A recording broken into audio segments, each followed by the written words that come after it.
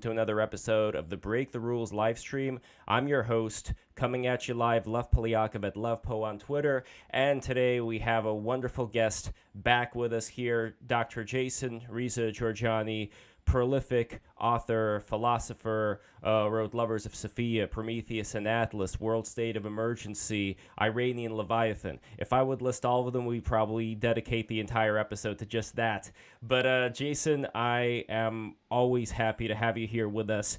And I never want to have an episode where we keep going over the same things we gone over multiple times again. I always want it to be something new, especially for all those diehard Jorjani heads. I know who you are watching. So that is exactly what we're going to be offering up today, talking about your new wonderful book. But before we get there, I just want to say to everybody watching, be sure to smash that like button, smash that subscribe button like you mean it, and don't forget to share this with everybody, and clicking the bell is very important. And we're also going to be needing some super chats here and there after the main conversation, and hopefully we're going to have enough time to do that. And let's just get on right down to it. Artemis Unveiled, the new Jason Jorjani work. Mainly, I find this to be, number one, about your vision for what is a Promethean society going to be like, what is a society that's going to be radically free, but also talking about the antithesis of that, the traditionalism. And I entitled this particular stream Against Tradition, but let's actually get down into it, find out what exactly tradition means to you.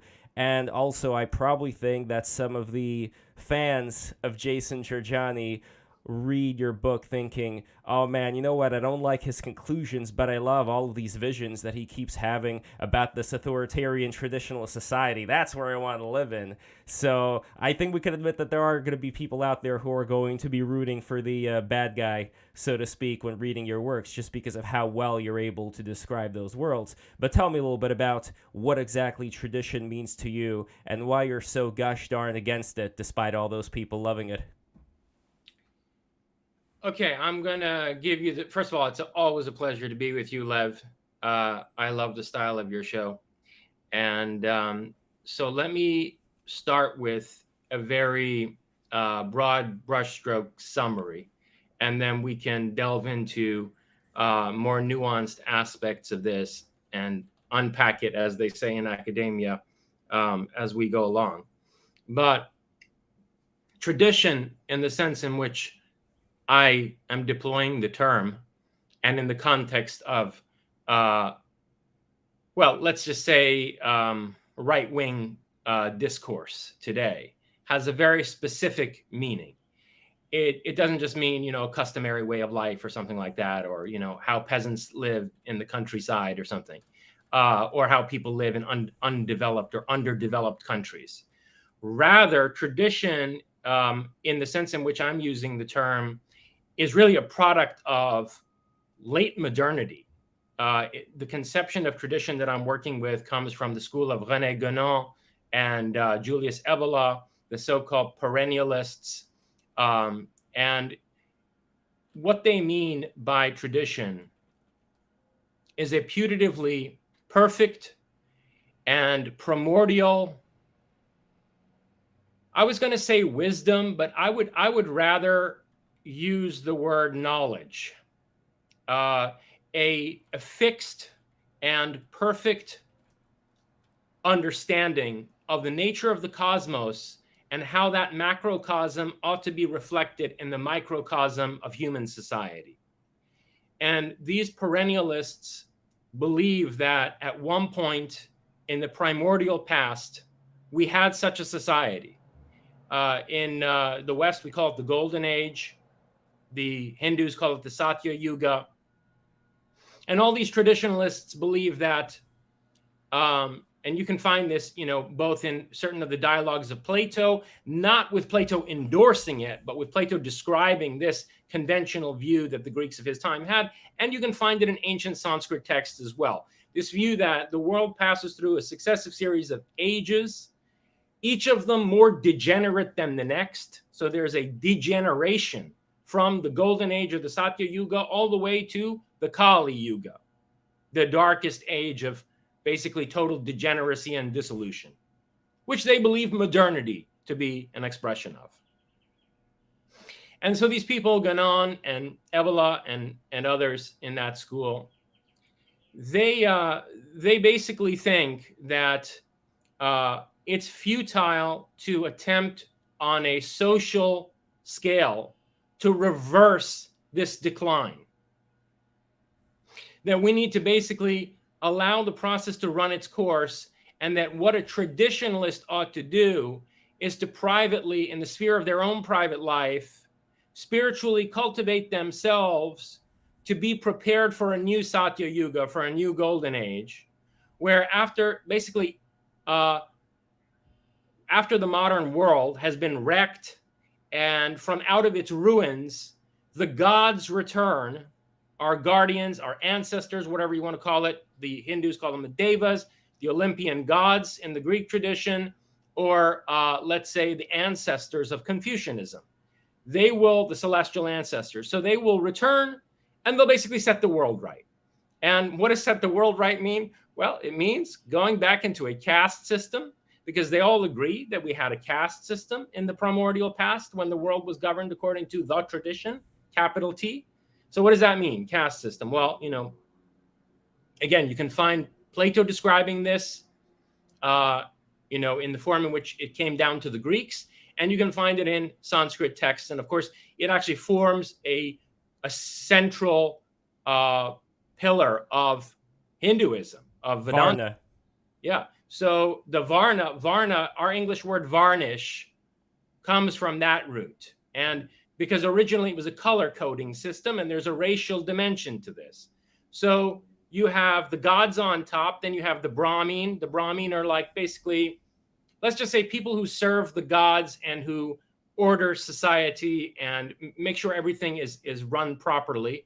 And of course, in this primordial past, these people were the custodians of a temple state. And then underneath these Brahmin, you have the Kshatriyas. They're the warriors or guardians. Knights, a knightly class, basically.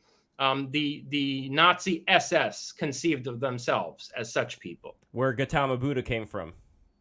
Exactly. Gautama was a Kshatriya. He was from the Kshatriya class. And so, by the way, on a side note, a lot of people think, of Buddha as a pacifist and all that. And it's true. In his teachings, he's preaching, he's advocating nonviolence, okay? But he's advocating nonviolence coming from out of the knightly caste and as someone who, had participated in a lot of violence, let's say, okay? That kind of changes the image that most people have of Gautama.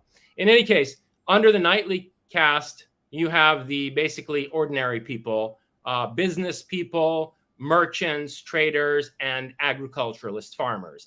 And then at the very bottom, you have untouchables.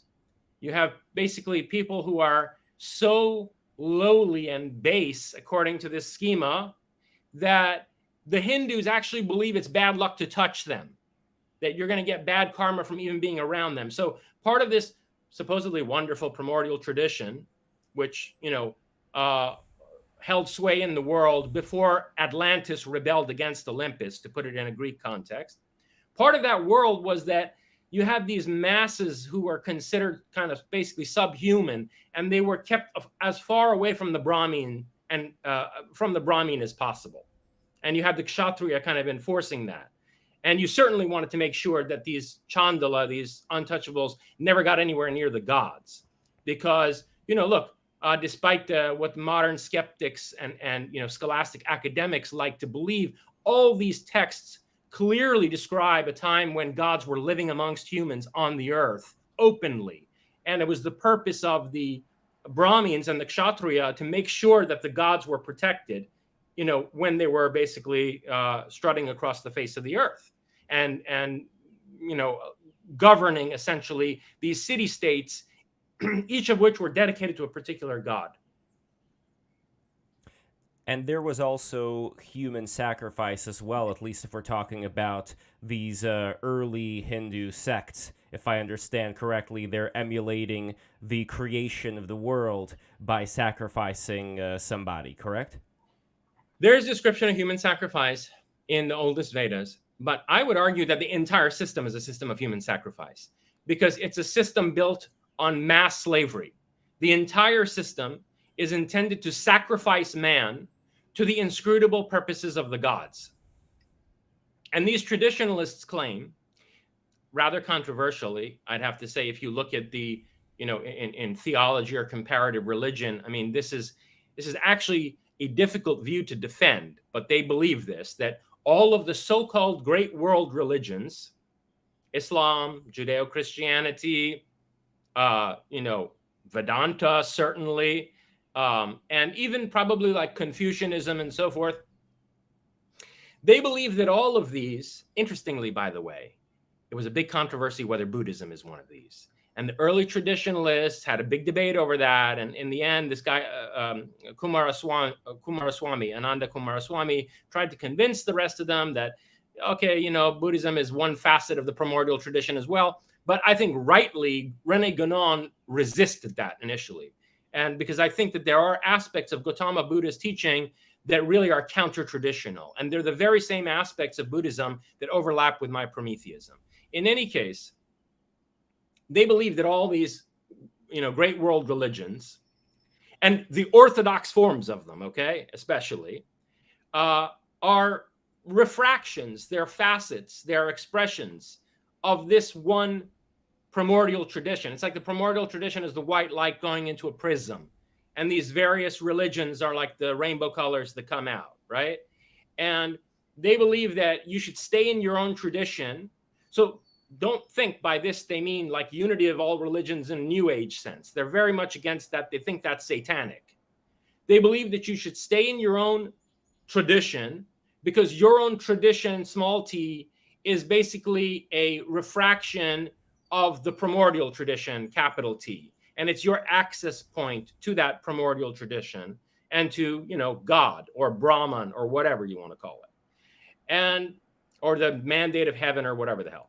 And so they basically advocate adherence to whatever the orthodox way of life is that's prescribed by, let's say, Sunni Islam, or I mean, even Shiaism. Orthodox Judaism is considered another expression of the primordial tradition. Or, of course, being an adherent Hindu, which also means subscribing to the caste system, among other things, or subscribing to the idea that, your wife is basically there to sacrifice her life to you and your success. And that if you die, like she should throw herself on your funeral pyre, right? Or any number of the extremely repressive views on women that you find in Islam in the Quran itself, which claims to be a perfect, complete law code and so on and so forth. And so they believe in adhering to these, whichever, of these orthodox traditions you just happen to be born into, because that's your lifeline to God. And so, I mean, that's basically a summary of tradition for you in the sense in which I'm deploying it in my works. And I'll just end by noting that, my project of Prometheism is in a very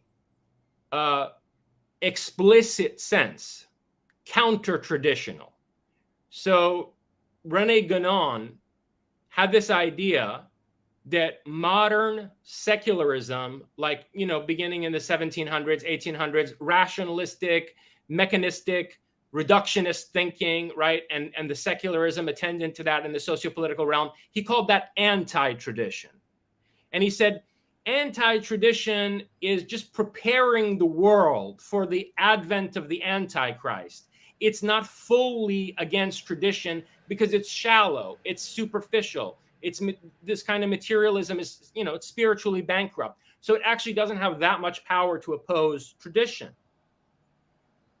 But then he says there is something else called the counter-tradition. And after the anti-tradition, as modernity comes into full flower, as it completes itself historically, you're going to see anti-tradition yield to the counter-tradition. And unlike the reductionism and secularism, materialism of the anti-tradition, the counter-tradition is deeply occult. And its great sin is to treat the spiritual, right? Not to say paranormal, the psychical, to treat it scientifically. And Guénon was horrified by this idea that there was going to be, at some point in what was the future from his perspective, there was going to be this religion which treated the spiritual or the psychical scientifically, which recognized, ESP and psychokinesis and all of these human capacities that have been passed off as either miracles or demonic possession in these traditional religions, but recognized them in a way where they were treated, empirically in the scientific spirit. And Gunon believed that was the advent of the Antichrist. Which is kind of ironic when we think about it, because one of the points that you made in your book was that the laws, the so-called laws that we are living under, may as well be habits. And that's something that I want to get to later on, but in a way it kind of topples down this idea of there being these very strict things that have to be followed in existence in general. But even before we get to that, I want to get to some of the reactions which I think do speak to this tendency for people to rebel against what they see today as being the prevailing orthodoxy. So, for example, we have this, I'm sure, nice gentleman who has an avatar of the wolf and Romulus and Remus under that wolf that are being fed, like a wink to the Roman Empire over here, saying Vaishya reporting in, based, so a lot of them, like I said in the very beginning, they see a lot of these things as being, yes, finally, those SJWs are going to get what's coming to them. And that's the other thing I wanted to address, which is, despite you being very open in terms of radical freedom of the possibilities for human beings to pursue various desires, various experiences, it seems like the culture that we're under right now, whether it's a lot of these social justice activists or the Stop Oil activists that are desecrating, old statues and, priceless works of art, it seems like that kind of environment is extremely authoritarian in its own way, and as a result of which, a lot of these people with the Roman Empire avatars end up pushing back, seeing traditionalism as the only way that a lot of this great culture could be preserved. So I'm curious what you think is going on there.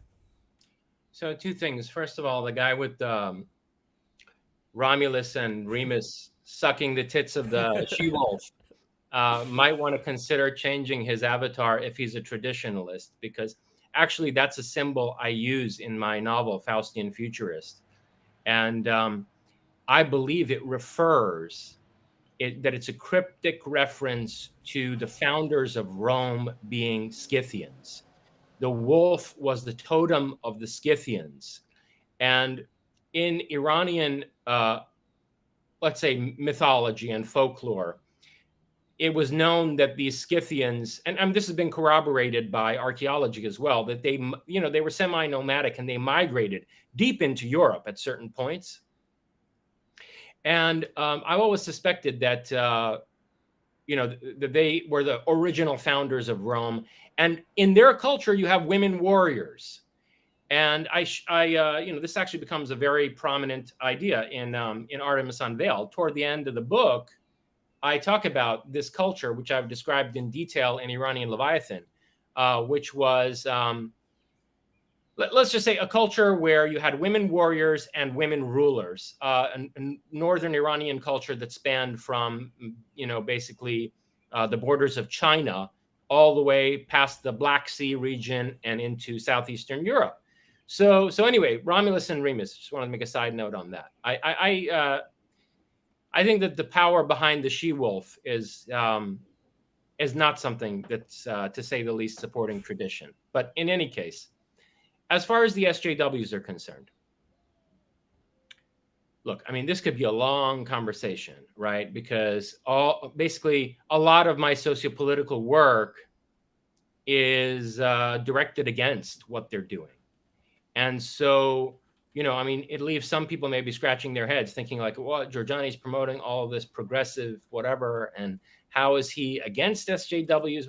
Look, it's very simple, actually. When you have supposed feminists advocating for open borders and the mass migration of men from Africa and Arabia into Europe and North America, who are going to threaten the status of women in our societies, which it's taken centuries to achieve, how is that progressive? right? When you create mini Pakistans all over Britain, or you have, I don't know, basically various, African countries reproduced in the Midwest in certain ghetto communities. And these people are coming from countries where female genital mutilation is practiced. And they are basically creating safe zones for the implementation of Sharia in Western countries. How is that good for women? And how can the people who advocate those policies call themselves feminists? Or to give a very live example, right now, for the past, what's it been, 9 months or so, there's been this huge uprising in Iran, huge uprising. The slogan of which is women, life, and liberty. Zan, Zendegi, Azadi, women, life, and liberty. And these SJWs are looking at these Iranian women who are burning their headscarves and saying that these women are brainwashed by Western colonialism or whatever, some Western chauvinist whatever, and that they basically are traitors to their own culture and they should stay under the hijab. I mean, first of all, they're totally ignorant of Iranian civilization and its own values, and they don't understand the distinction between that and Islam and whatever, because most of these people are historically ignorant and not actually interested in understanding anything about what history actually consisted of. But be that as it may, even if that weren't the case, what kind of retarded view is that for someone who claims to be a feminist to take, right? No, absolutely. Or for example, like when you advocate for ethnomathematics and say that Black children should be judged differently by a different standard in math class, right? I mean, basically not have it pointed out to them that 2 + 2 always equals 4 and never 5. Remember, 2 + 2 = 5. That's Big Brother talking. Well, right? math is racist. Didn't you know that, Jason? Whenever anyone tries to tell you that in some cases 2 + 2 might equal 5, that's the Orwellian, totalitarian system trying to take over. So what happens when they advocate for ethnomathematics? Well, they basically are crippling Black children who are not going to strive to improve themselves in an academic setting, right? And so how is that actually advancing equality? But of course, these people don't want equality. They don't want equality of opportunity, which would be part of a meritocratic system. They want what they call equity, which means basically parasitism. It means taking all of the value, wealth, industrial production, and so forth that is generated by motivated, creative, and intelligent people, and redistributing that to incapable people. The end result of which is going to be civilizational collapse, which is exactly what these people want. They ultimately, these SJWs, are not interested in social justice. They're interested in vengeance. They are driven by nothing other than resentment. And what they want is the collapse of the West, because they hate what the West has achieved, including equal rights for women, including, the discourse of Martin Luther King. Martin Luther King, if he were alive today, I got a lot of problems with him. I mean, the guy was a Christian preacher, okay? But if Martin Luther King were alive today, I mean, he would be the first person to repudiate Black Lives Matter. He was a person who believed in, the Enlightenment values and equality of opportunity, and essentially was trying to have the Constitution of the United States be applied evenly. These SJWs want to burn the United States. They want to burn down the West and open up a vacuum for what? For the rise of Islam, for the rise of China. And, when you see big money going into these organizations from people like George Soros, and you see George Soros also in business with, I'm sorry to say, Nazis in the Ukraine, there's something going on here. There's something going on behind the curtain here, where these Black Lives Matter advocates and SJWs don't realize that they are tools that are being used for some other purpose, what I've referred to as the, basically controlled demolition of the modern West for the sake of the ultimate reimposition of a traditional world order. Now, don't want to dwell too much on Ukraine at the moment, although that would make a very interesting stream if in the future you ever want to get on with Vladislav Davidson, who was on with Curtis Yarvin a while back talking about that whole thing, uh, having to do with, I like the saw the whole. show. Oh, yeah, yeah. So that Back. could be an interesting future episode, which is why I don't really want to dwell on that aspect too much. But as far as talking about like Nazis, Ukraine, all that, personally, I don't find at least the people who are not behind the scenes, whoever the hell may be behind the scenes, as far as the actual people who are in parliament, the amount of people that voted in the far right parties in Ukraine was incredibly minuscule. But if we are talking about whatever may go on in the shadows, like we were talking about with Operation Paperclip after World War II, and various people who may not represent, whether we're talking about the United States or Israel or Ukraine or any other place, may not represent what the overall consensus is, but may be doing certain things, then I would leave room open for that. But that also opens up the question of how do we make sure we don't get into this mindset of being totally demoralized when it seems like people who get very interested in uncovering the secrets of what's going on behind the scenes, they also tend to see everything that's going on as almost fatalistically being out of their hands, as being the work of people behind the scenes that they are not empowered to challenge.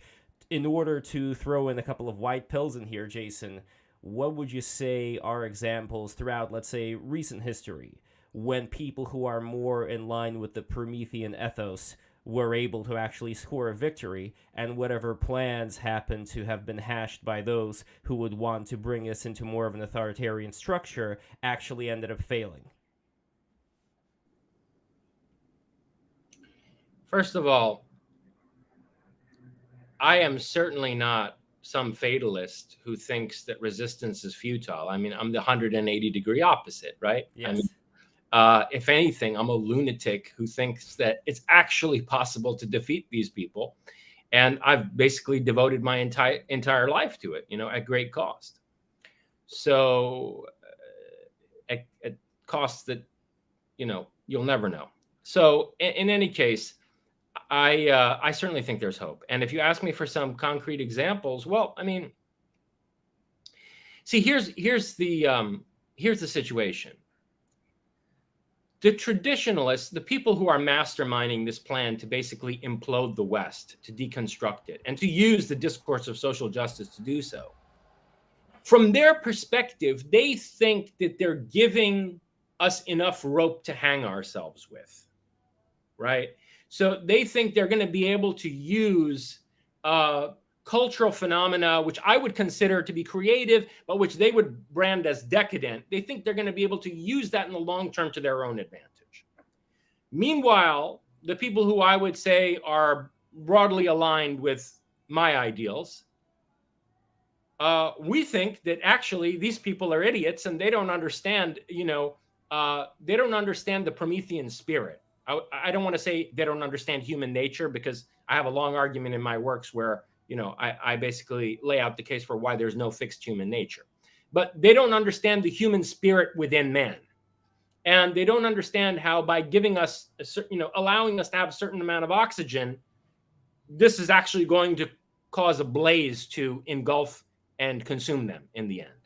And so I would say a phenomenon like the entire cultural production of the decade of the 1980s is incredibly encouraging. I mean, that we were able culturally, particularly in this country, to, produce so many intrepid, visionary, creative,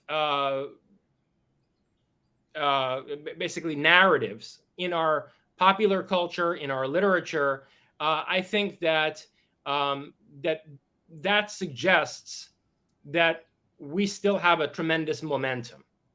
Okay, and even today, although a lot of our cultural production actually reaches back to the era of the 1980s, you see in the work of somebody like, let's say, Sir Ridley Scott, a very profound opposition to tradition, which is at the same time able to reach masses of people and affect probably the collective unconscious.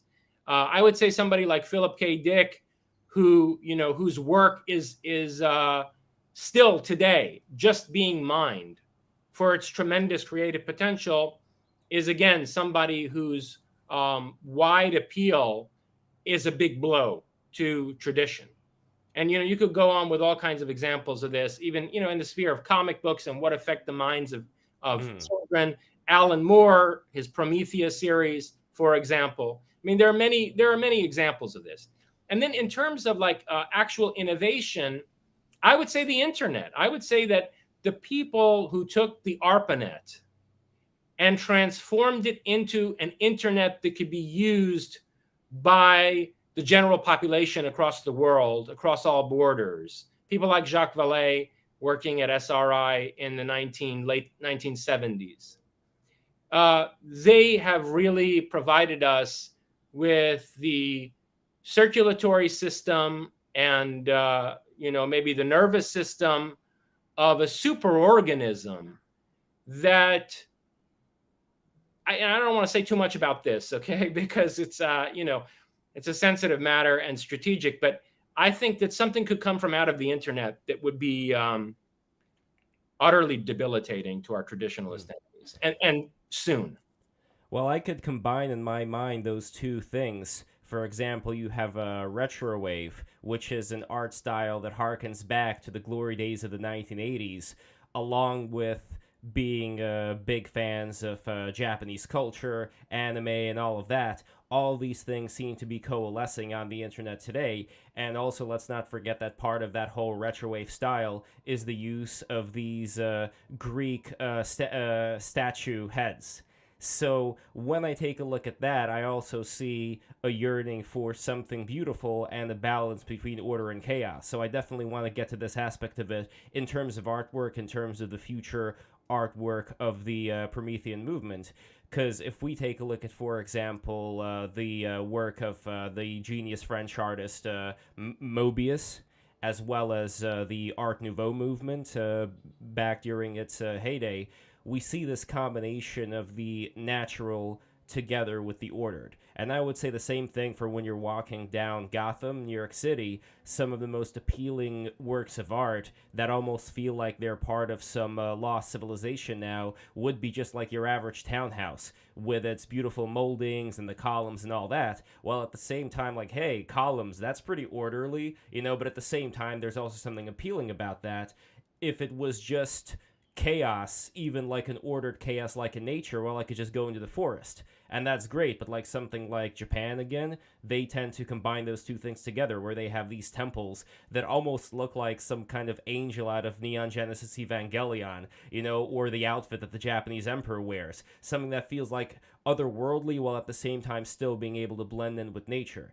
So the point of all of this is to say, I don't necessarily see order itself as being the enemy here. It just seems like it's about the right combination of order and chaos, and I'm curious what you think about that. Yeah, the traditionalist aesthetic in its purest form can be found in the most high precision, largest scale megalithic ruins. I think we may have touched on this. Definitely, yes. Yeah. Talking about how the time travelers. I really repeat myself too much, but long story short, right? I mean, these people believe that at some point in the primordial past, before the differentiation of the tradition into these existing cultures and religions, where each of them has its own aesthetic, like the Hindu aesthetic versus the Muslim aesthetic, and so on and so forth, right?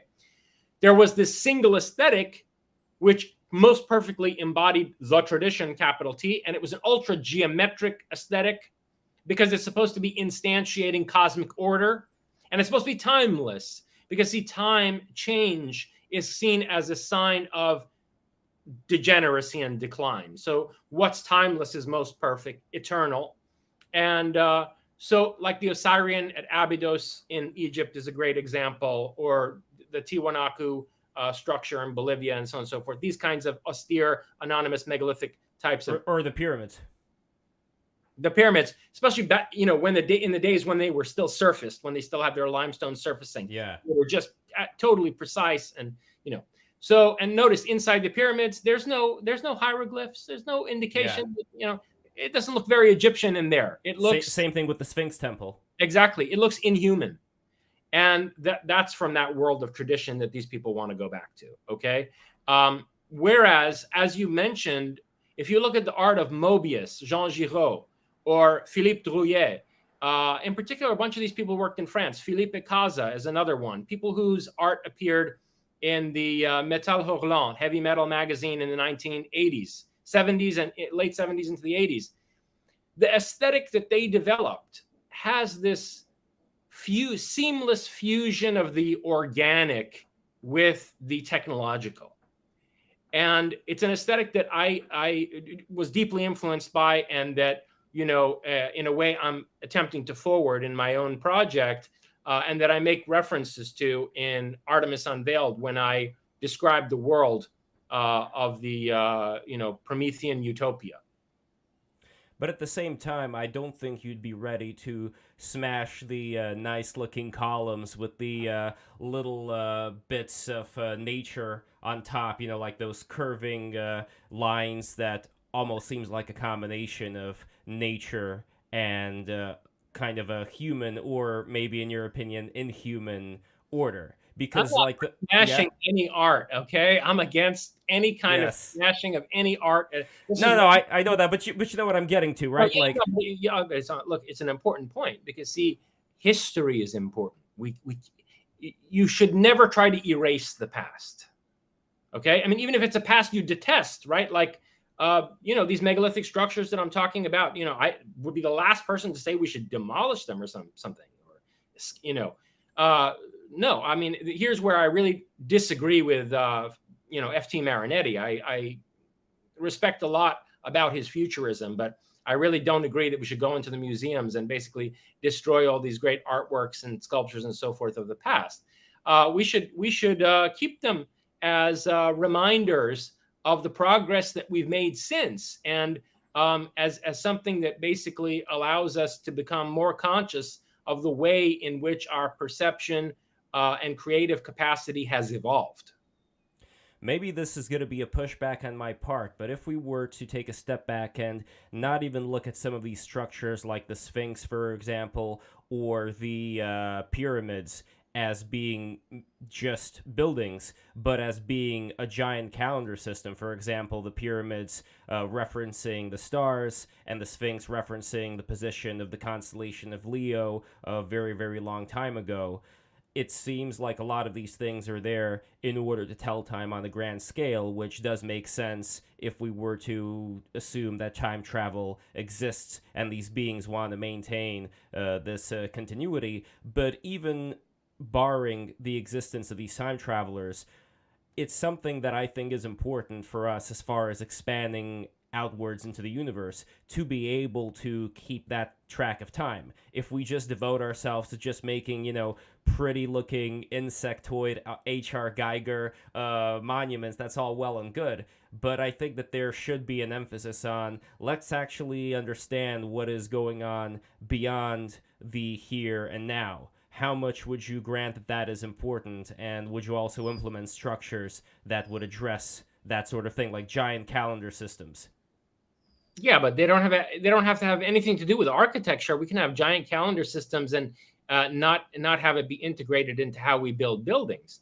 And the other thing about these structures, like the pyramids, the other megalithic constructions that have astral alignments, is that, look, it's also a reflection of this microcosm and macrocosm worldview. These people literally were replicating the heavens on the earth, partly as a religious statement about the fact that they had, in their view, succeeded in instantiating cosmic order on a microcosmic scale.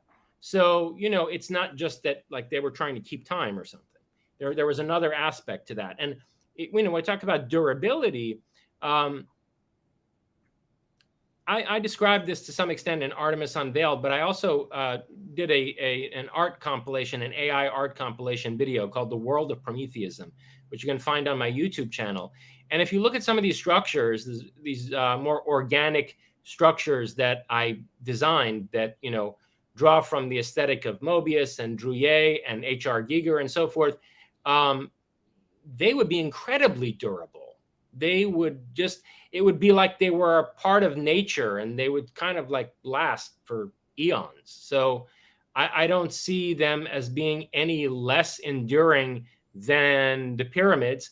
One big distinction, though, is that those kinds of structures that I have in mind and that I deploy in my description of the Promethean utopia of the future, they're kind of chameleon-like. They blend into the natural environment so that if they're undersea structures, they kind of look like giant corals.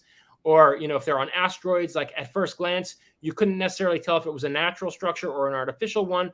Whereas the pyramids and other large polygonal megalithic structures are also kind of designed to say, hey, we're here, intelligent life built this. Big dick energy, in other words, like having Absolutely, these giant, absolutely. yeah. And so it evinces a different mentality. Like if your mentality, I mean, look, Prometheus is a trickster, right? If your mentality is kind of to, employ stealth and to sort of operate in the shadows and basically to be piratical, then you don't want to announce to everybody everywhere that you are. Right. So there's also that element to the kind of aesthetic that I'm advocating. You got to be like the octopus, which plays a very big role in your book as well, as far as this creature who could be from the future, for all we know, that is able to blend in and also is able to employ a lot of these trickster-like attributes. But the only other thing that I would say to give the devil, or rather to give the angel their due, if we, flip them around, is that if we look, for example, at people like Wilhelm Reich and his orgone accumulators, which were supposedly these devices in order to harness sexual energy, there are theories about how a lot of these megaliths were used for a similar purpose of being able to harness energy. And what is your take on that possibility, and does that also have something to do with having these very specific shapes? Because either something works or it doesn't, and if it does work, having to do with having a specific shape, then would that not be something that we should be interested in investing our time into as well? Okay. In philosophy of technology, my specialty back when I was back in my school days, my specialty was philosophy of technology. Although I reject entirely the idea of specialization. I think that anyone who wants to be a philosopher should get as far away from specialization as possible. Okay, but be that as it may, my specialization was philosophy of technology, and one thing that you see very clearly when you study that is that there's multiple pathways to accomplishing a certain end. Technologically, there's multiple types of technology that can, or techne, craft, that can produce the same effect. And so I have no doubt that there's something to all this pyramid power, and that the geometric shape of certain structures has certain effects and all that. And Wilhelm Reich, among others, was into that line of research. And I also have no doubt that that the society of the people who built these megaliths originally, okay, because the picture that we get from Plato and others is that the Atlanteans eventually rebelled against that structure. They were part of that structure. Atlantis was part of that primordial world of tradition, but then ultimately it was the part of it that turned against the rest of it. And that's where we have the counter tradition begin, right? But the people who built these megaliths and who set up that society originally, I have no doubt that they produced tremendous health through the craft that they employed. And that when these traditionalists return, when they attempt to return in our near future, one of their huge selling points is that, we're going to cure disease and we're going to make your lives so much healthier and so on and so forth. And you've been living in a horribly unhealthy way. And we have all these ways that we can basically bring you back into harmony with nature and so on and so forth. But what they won't tell you is that the same health benefits that, pyramid power or whatever the hell are going to give you can be achieved using nanotechnology and various forms of biotechnology that are emerging today. There's multiple ways to do the same thing using techne, okay? And the reason why they want to do it using pyramid power or whatever is because they don't want us to have nanotechnology or genetic engineering, because that would threaten their power, okay? Because having that kind of technology widely disseminated in our world would put us on an equal footing with them, because they themselves are the product of genetic engineering and other forms of enhancement, okay? So they'll only give us the types of techne that keep us relatively disempowered and in a kind of serf relationship to them as feudal lords. That's kind of ironic when you think about it, though, because these are beings who supposedly have this reverence towards everything being very natural. Why would they be the ones to use nanotechnology? Because in a way, that would be spitting in the face of their whole spiritual idea, is it not? Have you ever seen the leaders of any totalitarian system be ethically consistent? Not really. Okay, well, that's all the answer that I have to offer you. No, that's fair enough, but it is still Power interesting. justifies itself. Sure, sure. Some people, they drink the Kool-Aid themselves, and other people are just really very cynical, and they will basically allow others in the ruling elite to believe a certain narrative, and certainly perpetuate that narrative among the population. So Well, let me put it this way then. I think that it's correct of me not to want to pursue psychedelics, and I'll tell you why. Because when I did take psychedelics one time, the Terrence McKenna heroic dose, it was very eye-opening as far as things that I was able to see, but at the same time, it also let me know that I was prying open a door that I could have and now will work towards opening up in a more natural way. And the reason I think that's important is because I don't want to have a crutch. I want to be able to use my own willpower in order to open certain doors, because I think in the long term it actually makes you stronger, as opposed to having, like, imagine if everything that you ever did, from waking up in the morning, going jogging, whatever, was all done with the assistance of these little nano machines that would just like pull your muscles this way and that way, and you could just relax, you're not doing anything. At that point you are being totally anti-Heraclitus's whole idea of what life actually is. So I think that there is something to using the willpower, which is why I'm not necessarily going to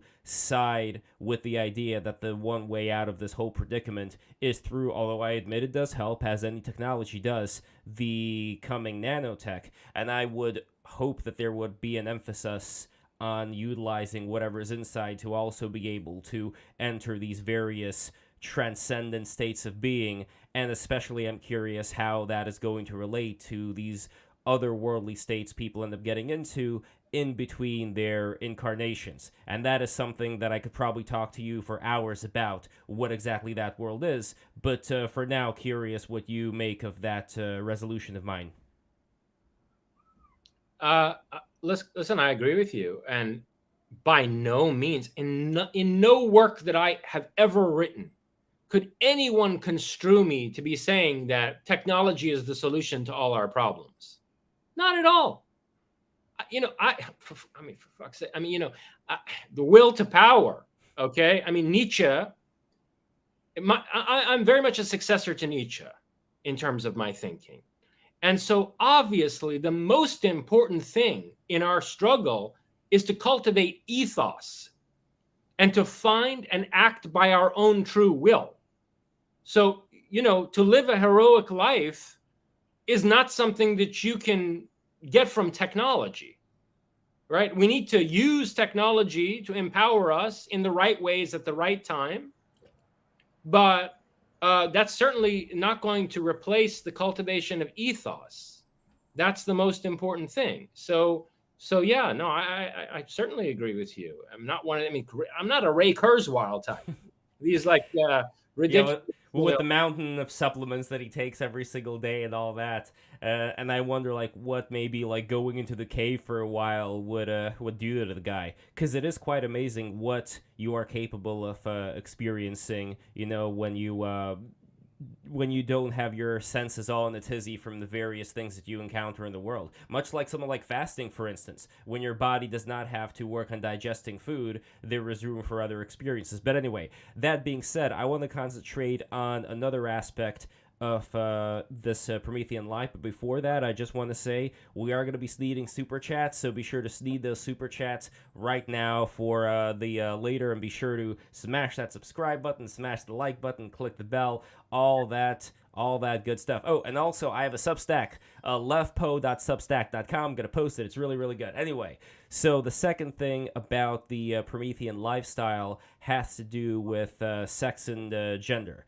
So when it comes to the switching of the genders, if it were to be done in a biological way, that could be something potentially very interesting. But then I start thinking about Carl Jung, and I start thinking about this need that, let's say, men have with their anima, with this female aspect that they're searching for. And let's say if you get lucky enough, like perhaps like yourself did, Jason, when you find somebody who seems to, and I'm not speaking for you specifically, but the whole idea is that you find somebody who would be able to complete you. Not to say that you would not be able to function without them, but somebody that would make this whole experience worthwhile. Somebody that would be your partner and would be compatible with maybe something that you do not have unless they are there to be able to complete it. Like two pieces fitting in together nicely. While people, obviously, we have people who are into all kinds of very different things in life, like you would have gay people, lesbian people, whatever, trans people. But as far as having that kind of satisfaction, I don't know how important that is in the grand scheme of things, but at least the way things are now, it seems like that yearning for the anima, or the female yearning for the animus, that is not really something that I could imagine just discarding, where everybody's going to, have a little bit of each inside of them. And at that point, it's like, well, then why search for anybody, if everybody's just the same? Do you see what I mean? Like, it almost seems like that's the big criticism people have today. Hold up here. Okay. Okay. Hold up here. Let's pick this apart a bit. Sure. Okay.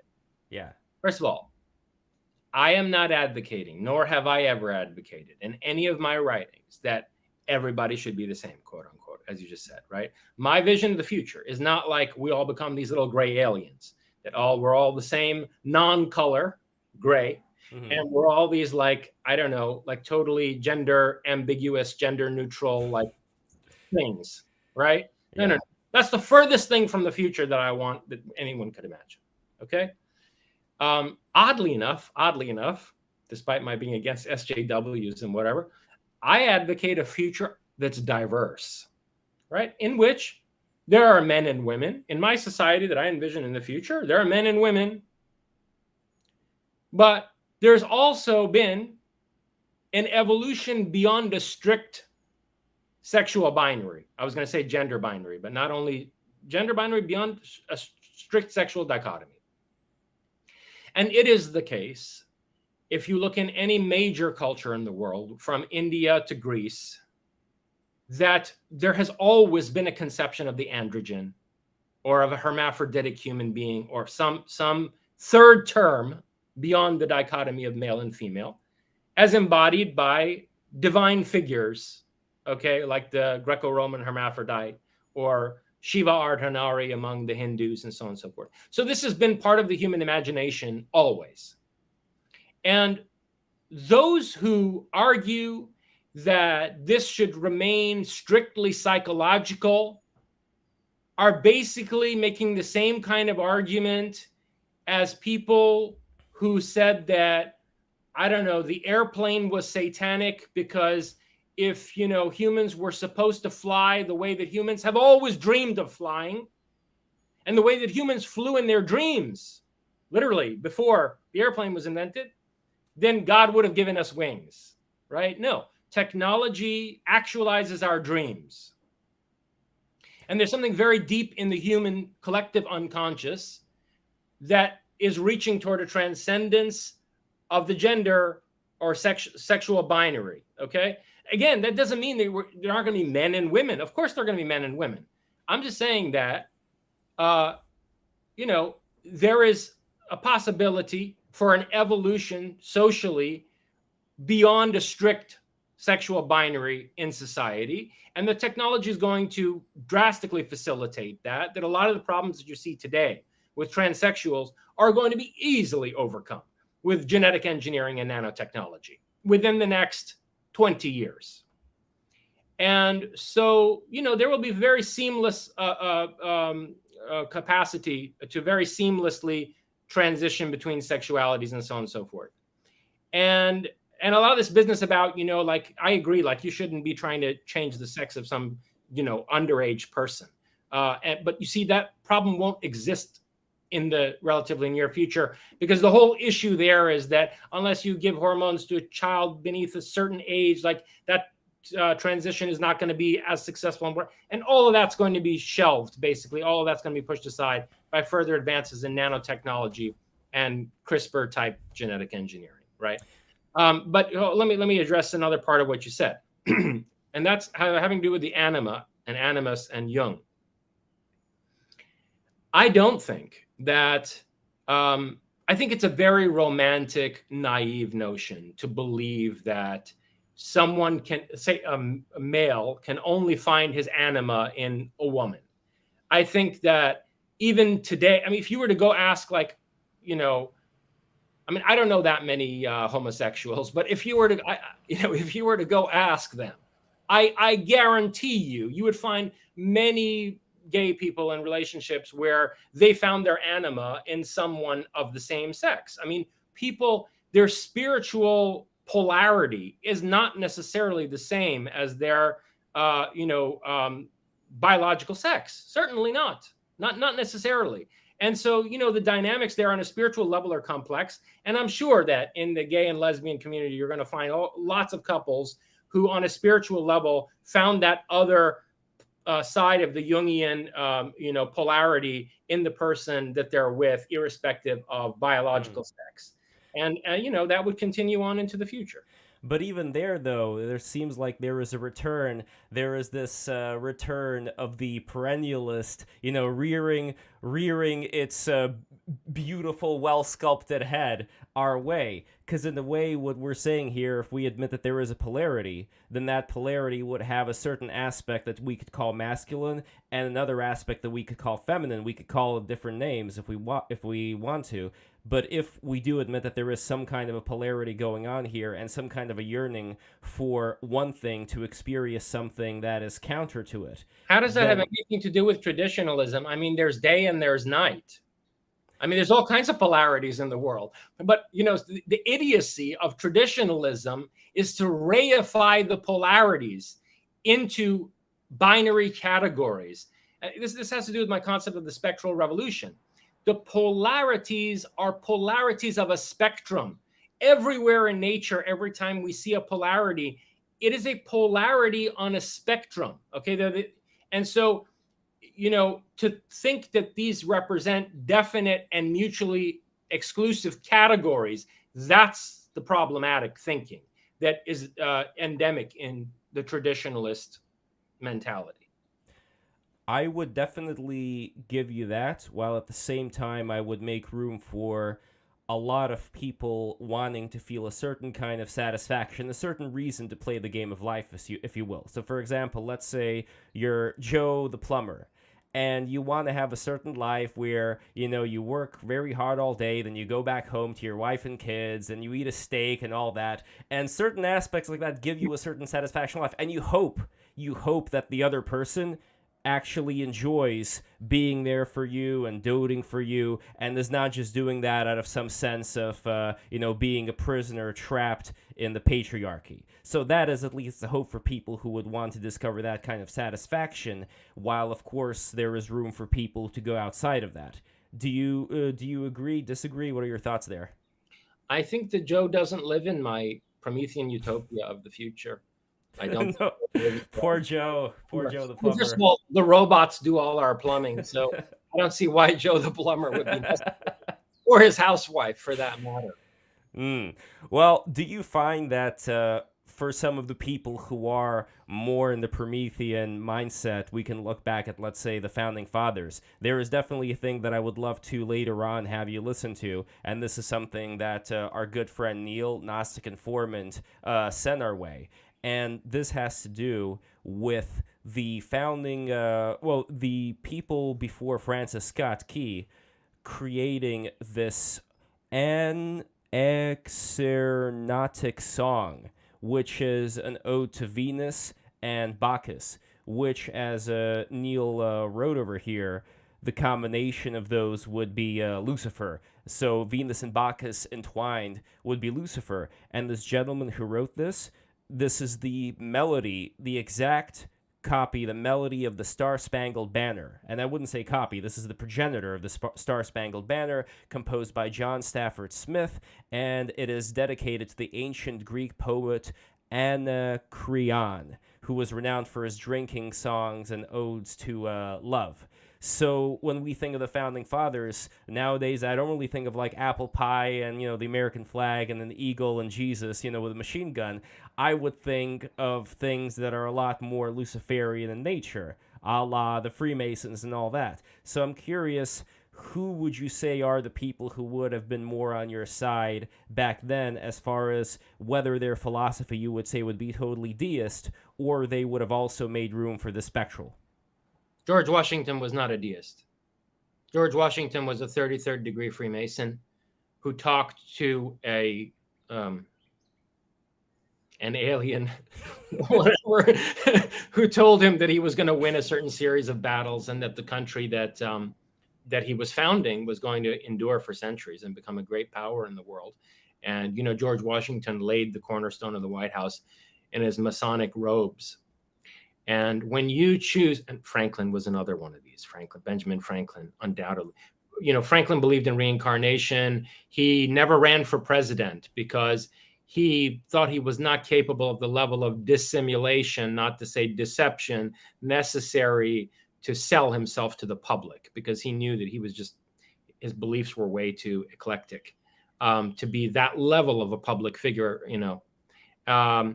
and a very Promethean person, obviously, also. I mean, as an inventor, Benjamin Franklin, right? But when people like Franklin and Washington originally conceived of the totem of the United States as the phoenix, and then later it became the eagle, but originally it was supposed to be the phoenix. They said it looked too much like a turkey or something. I don't know. They had drawn the phoenix, and they said, no, people won't understand what this is. We have to make it an eagle. Anyway, it was supposed to be a phoenix. And when they came up with the motto that's over that bird and over the pyramid with the all-seeing eye on top, Annuit coeptis novus ordo seclorum e pluribus unum, our daring endeavor, a new order of the ages, out of many, one. And why are there 13 stars? Because Betsy Ross liked that number. There were 13 colonies at the time that she wove the flag. No. If you actually look at how many colonies were there on board at various times, that actually doesn't add up in terms of Betsy Ross weaving the flag with 13 stars. The reason there are 13 stars is because there are 12 zodiacal constellations that represent a full cycle of the ages. And so when they say a new order of the ages, novus ordo seclorum, which people mistranslate as new world order, it means new order of the ages. What they were saying is the United States is under the sign of the 13th zodiacal constellation, meaning we're going to break time. We are going to break the cycle of the order of the ages. We're going to break what the traditionalists organize their life around. They knew this. And that was supposed to be the project of the United States. Unfortunately, it had one fatal flaw.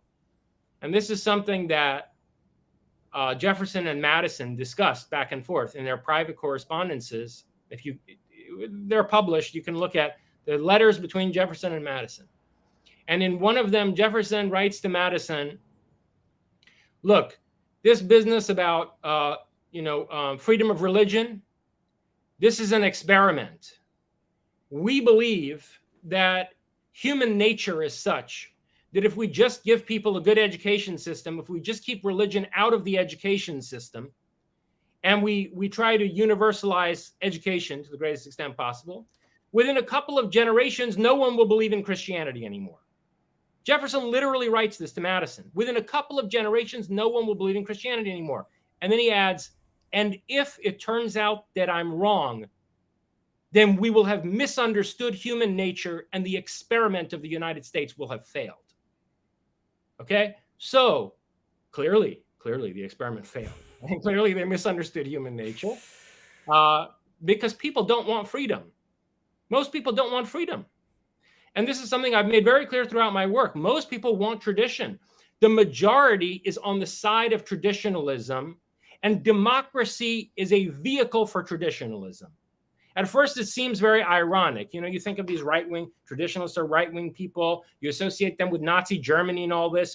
But by the way, what did Nazi Germany come from out of? It came from out of one of the most democratic country in Europe at the time, the Weimar Republic. Okay, so democracy, mob rule, what the founders of the United States hated. They hated democracy. They called it the tyranny of the majority. And go read what each of the founders of the United States has said about democracy. I quoted in, let's say, World State of Emergency, and I think probably one or two other places. And they were trying to set up a system that would guard against the tyranny of the majority, but they didn't go far enough. The United States was too democratic. It is too democratic. Now, forget about it. Forget about it. Yeah, in New York City, there was a proposal to have illegal migrants vote. Mm-hmm. Oh, I know. And not just New York. I mean, California, there's this whole discourse too. It's insane. And so, yeah, look, the United States failed because of its degree of democracy. And so, yeah, I mean, you cannot, if you give people the right to determine, masses of people, if you give them the right to determine not only their own future, but your future, and you allow the masses to tyrannize over the individual, there's only one way that that's going to end. It's going to end with the execution of Socrates and the burning of Giordano Bruno and the burning of the Library of Alexandria and the flaying of Hypatia. That's how it's going to end. Well, we've seen similar things, I would say, from my own history as far as the USSR goes, where, you know, not that I was a big fan of the Tsar and all that, and they had their own problems, believe you me, but it seems like it did not take that many of these intellectuals to be able to go in there, you know, like Lenin and Trotsky and such, and empower the people against the elite. So whenever people like, you know, those who are much more fans of, you know, getting rid of the elite and getting the people together, I'm always a little bit skeptical because, like, have you seen people? You know, have you seen, like, what happens? Like, a person could be great, but people en masse, we've seen recipes for disaster, you know, in terms of what the 20th century showed us happens there. So I agree with you as far as that aspect of it. There should be a lot more, let's say, wisdom, but I am not for a dictatorship either, which it seems, again, like a lot of the further right people, you know, with the wolf tits avatars, you know, are wanting to have implemented, and what, according to your text, you assume, at least at first, is going to be implemented. And what I'm curious about that, without getting into specifics, because again, buy the book, it's really good. I read it, I recommend you guys read it too. If without getting into the specifics of it, what would you say was the mode that you were able to make a lot of these predictions? Was it just common sense? Was it being able to have some extra sensory perception? Was it able to have certain pieces of information that other people are not privy to, or all of the above? All of the above. Considerable amount of geopolitical analytic ability and capacity to rationally, analytically project certain trends the way that a futurologist does. You know, I mean, there's people who do this kind of forecasting at think tanks and so forth often. And, you know, it's a travesty that we don't do it to the same extent the Chinese do. The Chinese think like this all the time. The Chinese don't, they always think in terms of 20-year plans. I mean, this is the way the Chinese. Yeah, but then look at the one-child policy. I mean, they don't really seem to be doing that good right now. I mean, who knows what's going to happen in the future, but You just wait. The easiest way. They're buying up all the best farmland in America. And because of our retarded political system, we're allowing them to do it. And they'll have plenty of children on our land here after the world has been significantly depopulated. So don't worry. Don't worry. They'll replenish their population at our expense. Well, if there's one lesson here, I think, for the American people to learn is that you really do have to have much more of a Promethean outlook on things as far as being able to foretell certain things. And I don't really think it's that hard. It is that we are living in the moment, which is, again, possibly a criticism of freedom or liberty. If I was to push back a little bit on liberty, which I don't want to do, I consider myself to be a liberal, but the pushback against liberty would say that too much liberty means you end up enslaving yourself to the short-term desires that are just spur of the moment, like, oh, I want to do drugs, I want to you get what I'm saying. Yeah, but that's not liberty. See, look, this is where you have to study, ideas in depth. That's licentiousness. And look, I'm not against a little licentiousness here and there. I mean, anyone who reads my books knows that. But free-spiritedness, what they call in Persian azadegi, and was considered part of the chivalric ethos. Pahlavani is the chivalric ethos which came from Iran to Europe through the migration of the Alans into Europe during the collapsing Roman Empire, and that formed the best part of an otherwise rather deplorable medieval culture in Europe, right? Part of this chivalric ethos was what they called azadegi, or free-spiritedness. And free-spiritedness can only really be embodied by a man of will, right? I mean, you have to be able to set aims and goals for yourself to be, look, if you're subject to the whims of the moment, then you're totally unfree. Your behavior is being determined by your environment.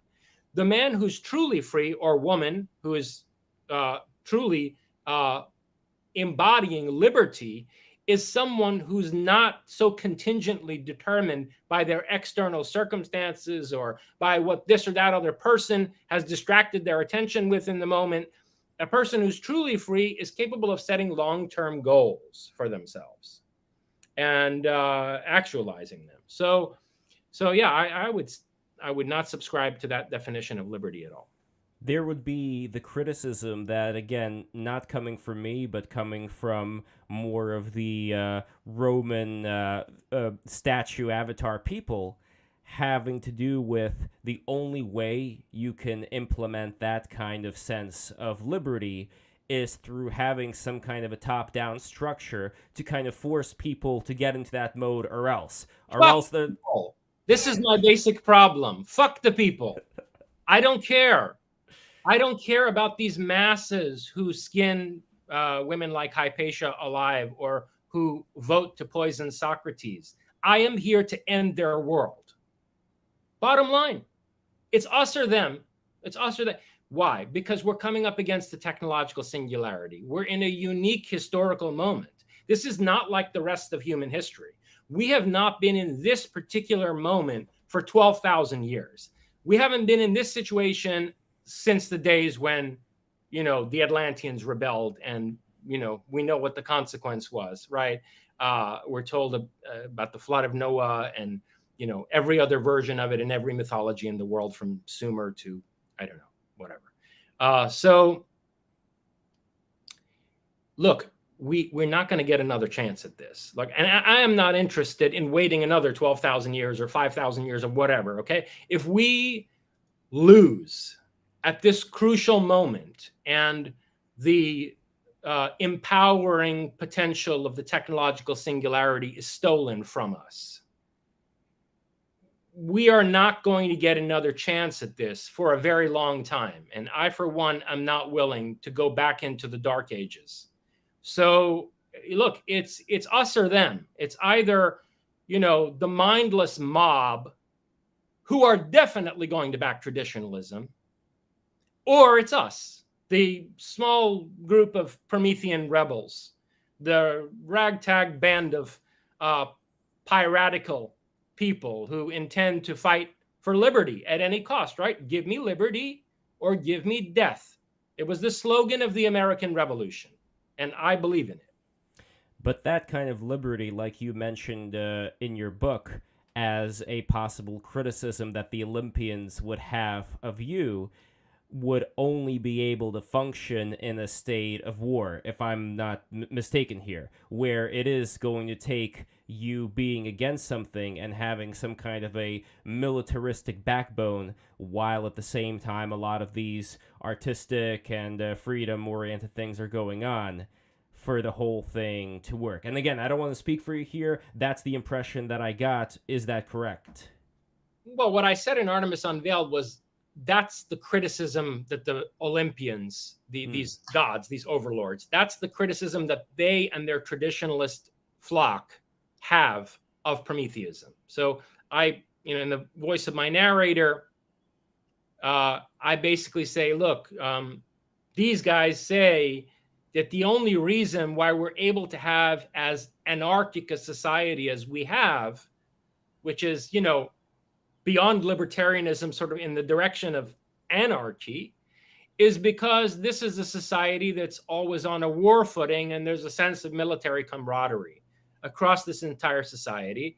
And also there's a chain of command, which even if there, even if there's a tremendously liberal spirit to the society, it's still bound by a military ethos where there's the discipline of a chain of command, right? And so I have the narrator say that, look, the Olympians, the enemy, say that it's because of our constantly being on a war footing that our society doesn't fall apart. But then my narrator comes back and says, well, no, I think that's a load of crap, because, look, they say we're living basically under martial law all the time. The reason we can essentially live without law is because the law we're living under is martial law. And I have my narrator come back and say, no, I mean, look at the kind of society that's been described. How is that a society under martial law? I mean, societies under martial law suffer from scarcity. They suffer from, it's during martial law that freedom of expression is extremely curtailed, right? In every war, there's tremendous censorship. And so all of these facets of martial law are utterly lacking in the Promethean society that I described. I mean, you can't see any of these deleterious effects of martial law in this utopia that I portray. But if I want to be somewhat diplomatic, I would say, in response to your question, that there is a warrior ethos that animates my work, and very much in the same spirit as Heraclitus and Nietzsche. And I think it's fair to say that if this Promethean utopia were achieved in our solar system, that the people, the denizens of that society, would not stop there. They would explore, because of course exploration, discovery is at the core of the values of a Promethean society, right? I mean, the spirit of Columbus, and Magellan and so on and so forth is as integral to Promethean society as technological development, which, by the way, is why Frankenstein opens with a sea voyage of exploration. People forget that because it's not in any of the movies. But Frankenstein begins with intrepid sea exploration and then goes to the question of like transhuman technology. So yeah, we would extend ourselves out beyond the solar system into other solar systems, maybe into other galaxies ultimately. Or into other dimensions as well. Other dimensions as explorers, right? But yeah, we would also expand out beyond our solar system as warriors. And I can imagine that there are all kinds of forms of oppression throughout the cosmos, that there are many societies that are unfree, where the spark of individuality is being snuffed out by one totalitarian system or another. And yeah, I think we would go to war with those people when we found them. That sounds pretty for a very long time. That sounds pretty exciting, Jason. I mean, that is something that I would love to get into later on a future episode of Break the Rules and kind of talk about what exactly are these various potential realms, at least with the information that we already have and the various entities and beings that are there. And you touched on some of them in the book, like, for example, the reptilian creatures and other, let's say, creatures that would be called the jinn in Islam, and these beings of fire, supposedly. And that is also something that's very interesting to me as far as understanding how exactly could we exist in a world where our sight and our various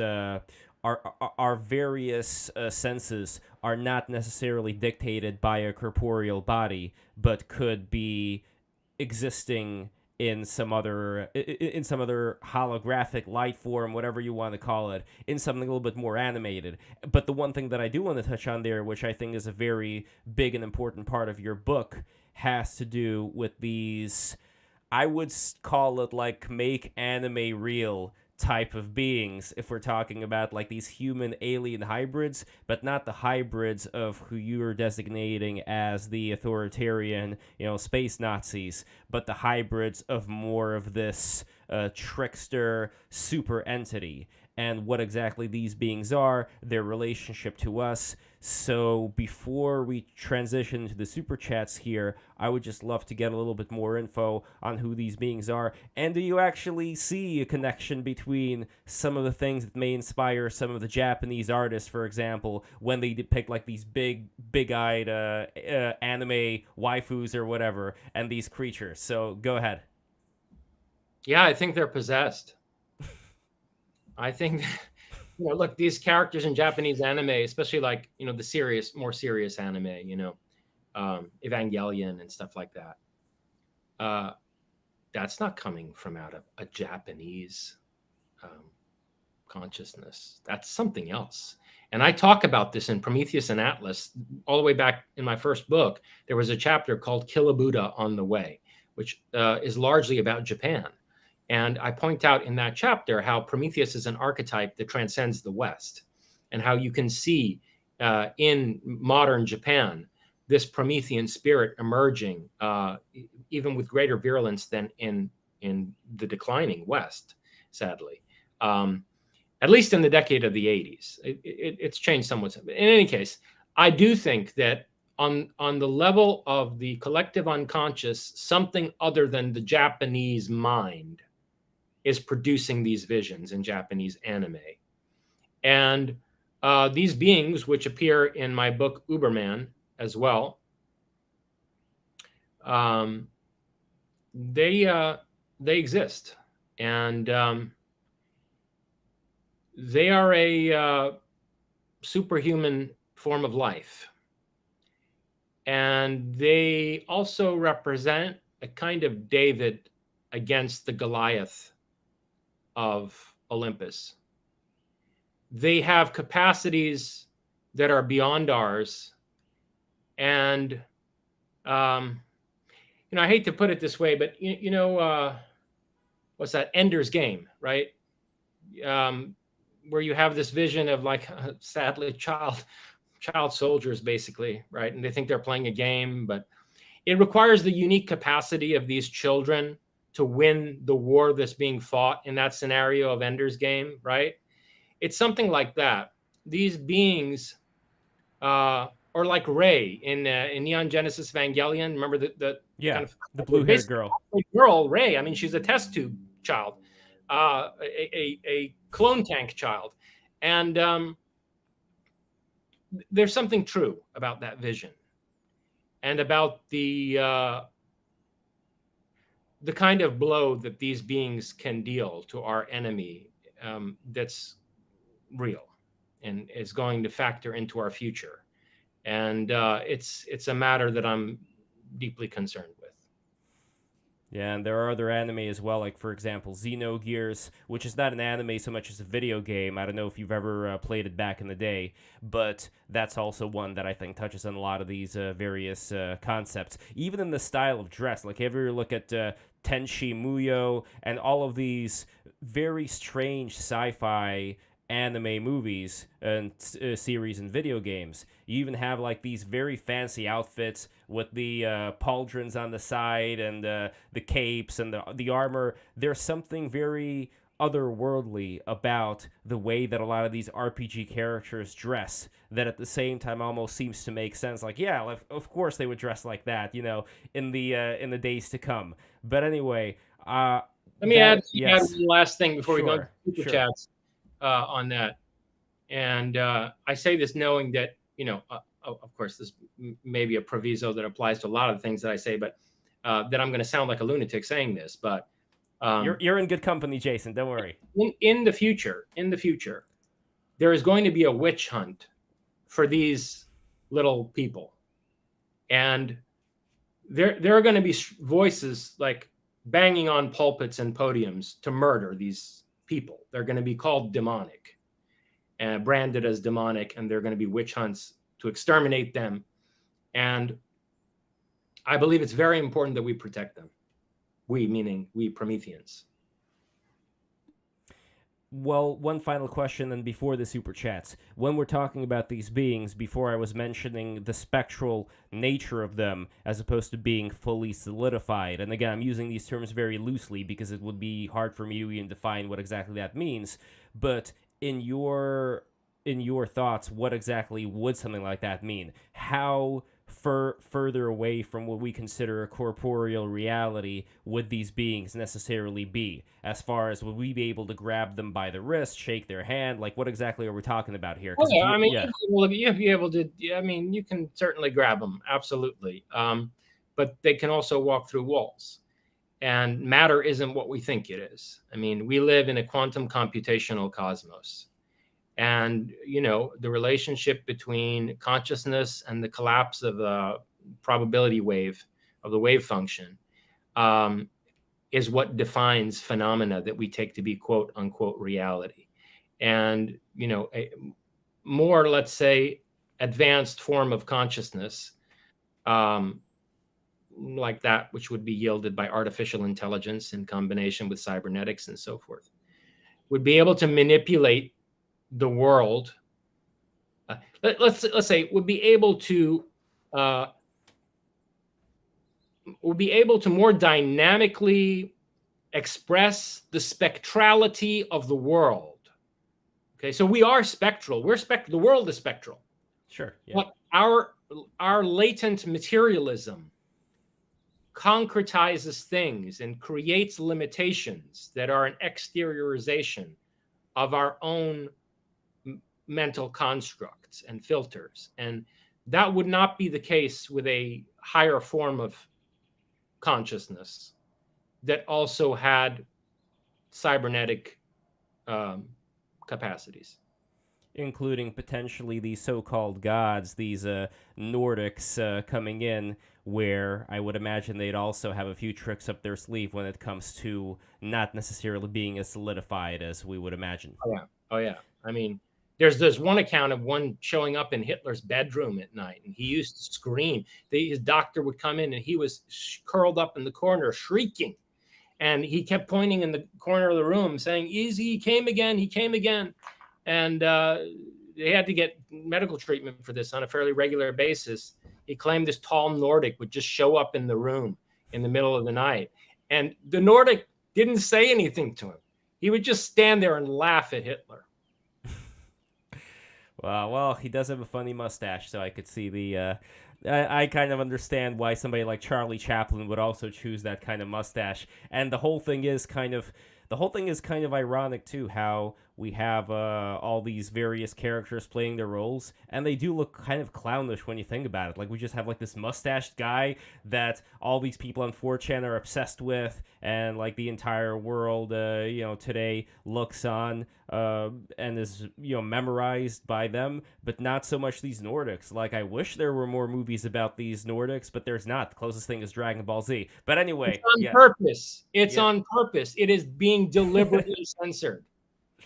Indeed. Other than on Break the Rules, here we do not censor the Nordics. Oh, and by the way, before the super chats, I love that painting in the background there, and I know it's got the Prometheanism symbol on it, and it also reminds me a bit of Evangelion, like the Fifth Impact. I don't know whether it's like that cyclone that's going on back there, but it does remind me of one of those backgrounds from from the new movie, definitely from the remakes. So anyway, everybody onto the super chats, and don't forget to like, smash that subscribe button, click the bell. The bell is extremely important. And also join the Substack. I am going to put a permanent link to my Substack over here, levpo.substack.com. I just had an article about Miladies, which is the new hot NFT thing that's been very, very popular as of late. And I've recently had an article about what did I even have an article about? See, the stream is so intense that about the book bans, about how I consider that the books today, the ones that are getting banned, it's not really for the right reasons, because I would rather, personally, even though I make the point that it's a bad idea too, if you're going to ban books, at least ban the stupid books, because there's a lot of books with like sex and violence and things like that in there, and I don't think that the kids are going to be scarred for life or something when they read it. I think they're getting scarred for life when they read just like really bad quality books that are not worth the paper they're printed on. And that's what that article is about. Be sure to check it out on the Substack. And finally, patreon.com/breaktherules. If you like the program that you've just heard right now, be sure to look in the description. Other episodes with Dr. Jorjani, the other 2 episodes are going to be right in the description. But if you want this to continue, and believe me, I want this to continue, but it's not going to be able to continue without your help, because Break the Rules is about bringing everybody together from all these different social circles. Like Jason was telling me that he saw the recent episode that I have with Vladislav Davidson and Curtis Mencius Moldbug Yarvin, and Vladislav belongs, he's a fellow of the Atlantic Council. So when you think about like that kind of combination, Break the Rules is the only place on the internet where you're going to have combinations like that happen, because that is the power of my will. I am willing all of these different combinations into existence, because it's about damn time somebody does. So patreon.com/breaktherules. You're also going to get these very beautiful magnets that you see on the screen right now in front of you when you become a patron. My dad makes these magnets. He's an amazing artist. And if you become a $20 tier subscriber for the Patreon, you're going to get these magnets. It's going to be a random magnet. If you become a $50 tier patron, you're going to get a custom magnet, whatever design you want. My dad is going to make it happen. Anyway, Jason, on to the super chats. Here we go. Larry Tinsley, $5. I love Jorjani, got all his books, but I love tradition and natural order too. Any thoughts? Keep on loving. Just, yeah, I mean, at some point, something's going to click somewhere in there. Never underestimate the human capacity for cognitive dissonance. But, keep reading my books, and someday something's going to snap somewhere. Jacob A.H., $4.99. Great chat, Jason. Keep going, brother. Hail Prometheus. Let me just make a response to that. Right. To Sir Jacob A.H. You should get in touch. That's all I have to say. Nice. Glow in the dark, $5. Caste system is an extreme form of hierarchy, and would say a degeneration of a healthy hierarchy, for it has no room for people to move in the hierarchy. That is a good point. That is a good point. Any thoughts on that, Jason, before we go on? That's the point. I mean, they don't want mobility within the hierarchy, except for supposedly after you die, right? So according to the traditionalists, you have to slave away as a good farmer, giving proper respect to people in the castes above you. And if you properly fulfill your karma in the caste that you were born into, then you have a chance at rebirth in a higher caste, right? I mean, that's what you're supposed to do. It's a life of service within the context of the caste that you're born into, with the idea that over many lifetimes, you're going to ascend this ladder. Interesting.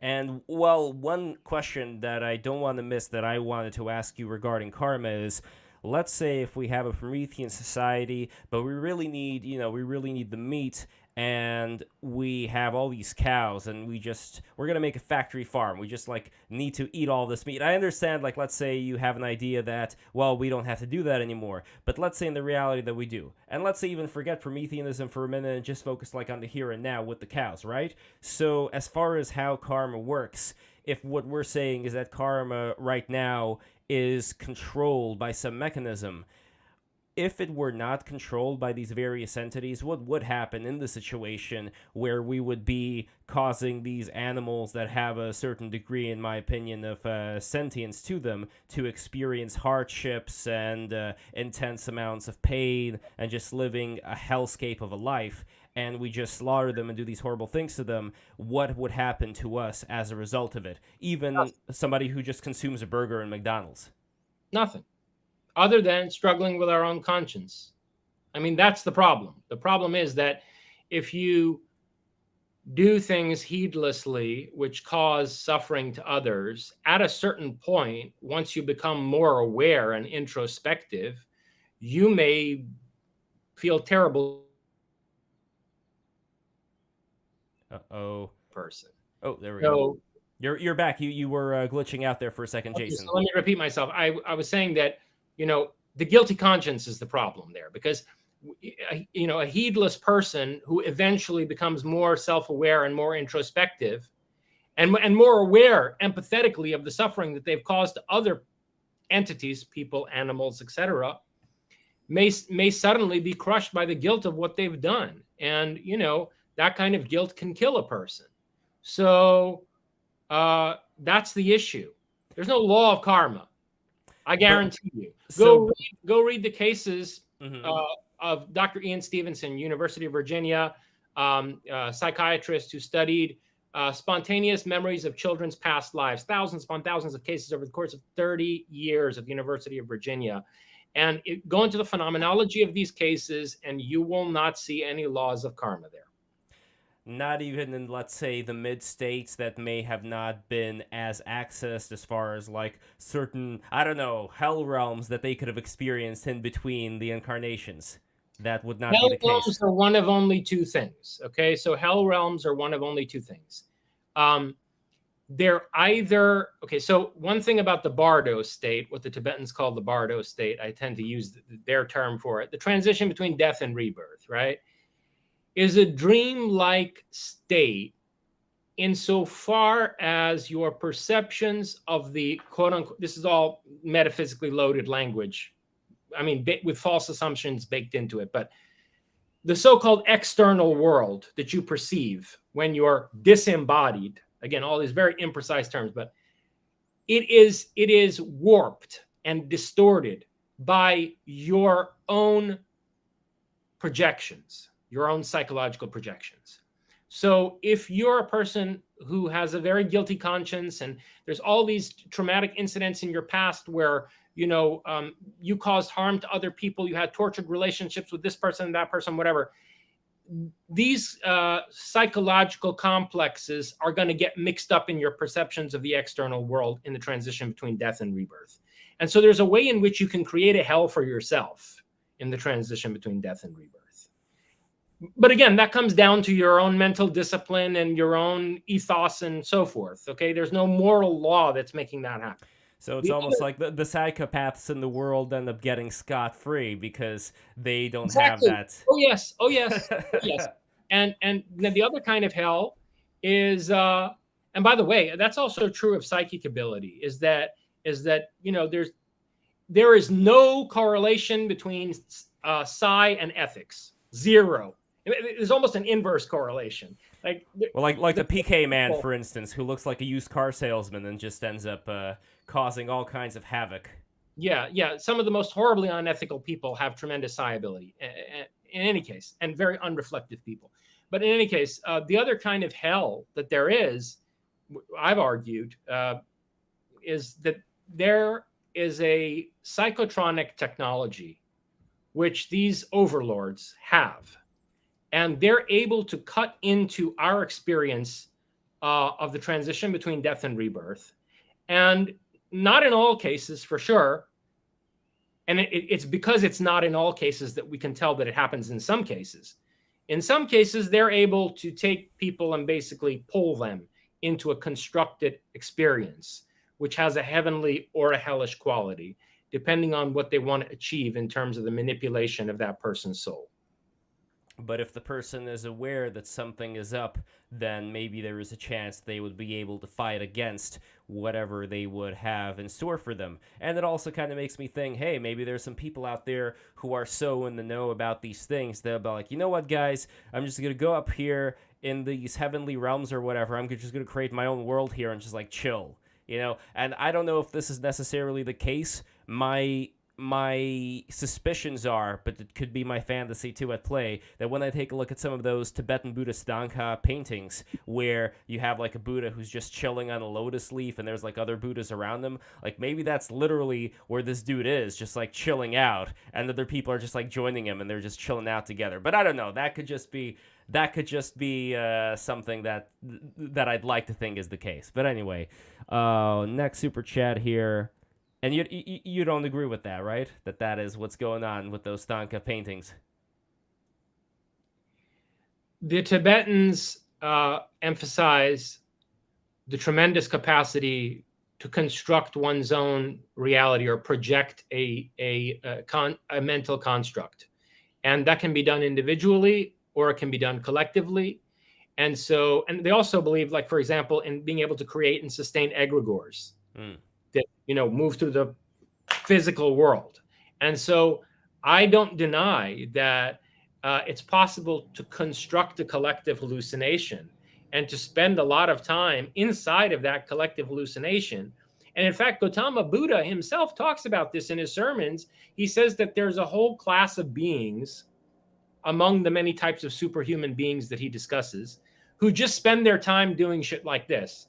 They just create basically collective mental constructs for themselves and like hang out in there. It's like basically like a psychedelic experience, but it's like a party, and the little prayer things that they give out to the practitioners are like invitations to the party. Hey, you're invited. You just gotta recite the name of this Buddha like 1,000 times, and you're in. So. Yeah. I mean, I know you're not a big fan of that, but I don't know, that's pretty funky. I want to know what's going on in other galaxies, and if there are tyrannical governments there, I'm interested in toppling them. There we go. All right, here we go. Glow in the Dark, $20 super chat.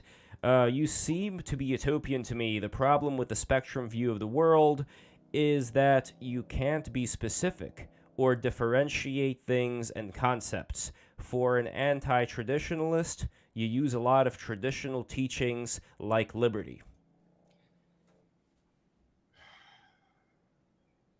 Look, nowhere in my writings do I advocate abandoning categorization and systematic thinking. From the beginning in Prometheus and Atlas, from the beginning of Prometheus and Atlas, what I say is that we should develop a plethora of different paradigms. Okay, so I'm for maximal epistemology.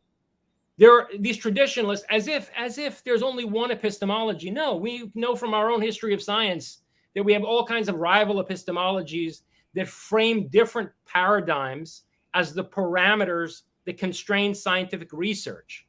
So what I'm saying is that scientific research and technological development should be unbound by these paradigms, that we should have multiple paradigms and we should flip back and forth between them depending on what practical purpose we intend to accomplish.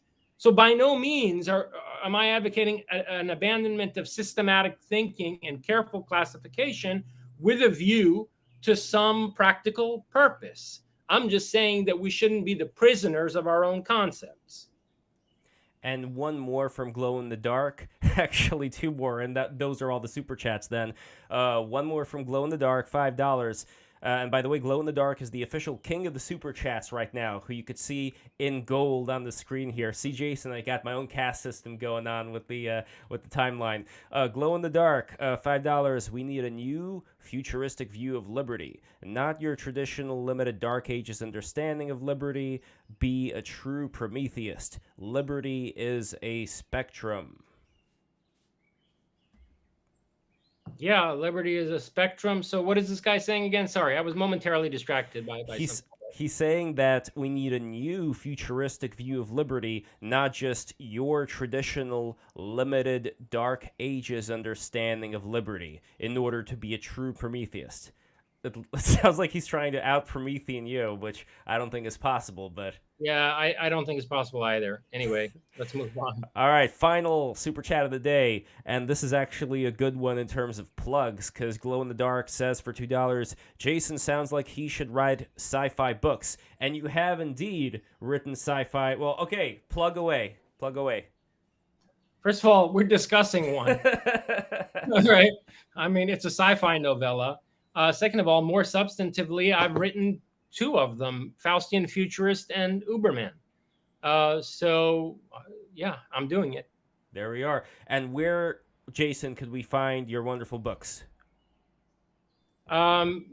Just search on Amazon. Search Jason Reza Jorjani on Amazon. That's probably the easiest way. There we are. And before we go, Jason, anything? Oh no, $33 from Diogenes Dogo. Sovereignty belongs to Admiral Hyrcanus. I'm butchering the name. Hyrcanus, as in Hyrcania, which is northern Iran, around the Caspian Sea. Yeah, very, very high up area there. Who knows? Maybe in the future I'll be able to visit if things get better politically. I mean, well, your book talks about that, so let's keep our fingers crossed. So anyway, Diogenes, I think you are now the official king of the super chat. Thank you so much for sneaking those super chats, everybody, and thank you so much, Jason Researcher Johnny, Dr. Jason Researcher Johnny, Ph.D. It is always a great pleasure to speak with you on Break the Rules. I always look forward to these conversations, and it's always awesome. So thank you so much. It's been an absolute pleasure, Lev, and I look forward to getting together in person before long, too. Absolutely. All right, guys, take care. That's it. Be sure to like, comment, subscribe, click the bell, not sneed the super chats now, but wait till the other stream, which you're going to have next Thursday.